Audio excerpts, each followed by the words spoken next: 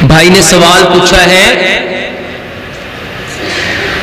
कि माथे में, ये नाक में रेशा जम जाता है, उसकी वजह से सर में शदीद दर्द होता है,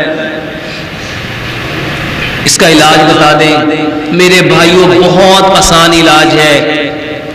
ये माथे में रेशा जम जाए, ये चेहरे में रेशा जम जाए, ये नाक में रेशा जम जाए, ये जितने साइनस हैं, ये फ्रंटल साइनस है, ये मैक्सिलरी साइनस है, ये ऑक्सीपिटल साइनस है, ये सारे साइनस यहां आके खुलते हैं, इसको साइनोसाइटिस कहते हैं। मेरे भाइयों, जब ये साइनस बंद हो जाए, बेहतरीन इलाज।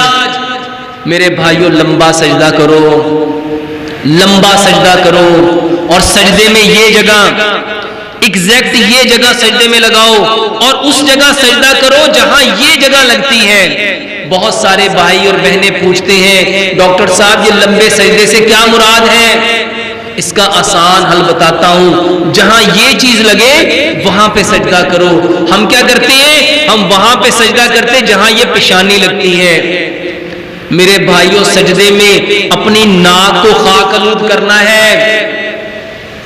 ये जो नाक है वो यहां से शुरू होती है, और एग्जैक्ट यहीं पे साइनस होते हैं।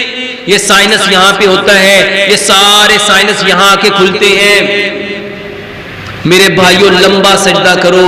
हर नमाज के बाद 5 से 10 मिनट का सजदा करो, और इसके साथ एक कावा पियो। बेहतरीन इलाज है।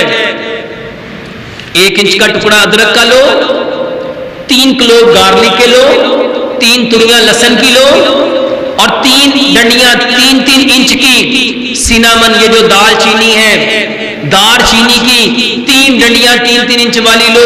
2 कप पानी में उसको डाल के अच्छी तरह पकाओ, उसमें थोड़ा सा गुड़ मिला लो। जब 2 कप 1 कप रह जाए उसको छान लो। मेरे भाइयों, सुबह दोपहर शाम 3 टाइम ये कावा पियो। ये जुकाम का, ये खांसी का, ये चेस्ट इंफेक्शन का, ये यहाँ पे जो बलगम जम जाती है, जो सीने में रेशा जम जाता है, मेरे भाइयों बेहतरीन इलाज है।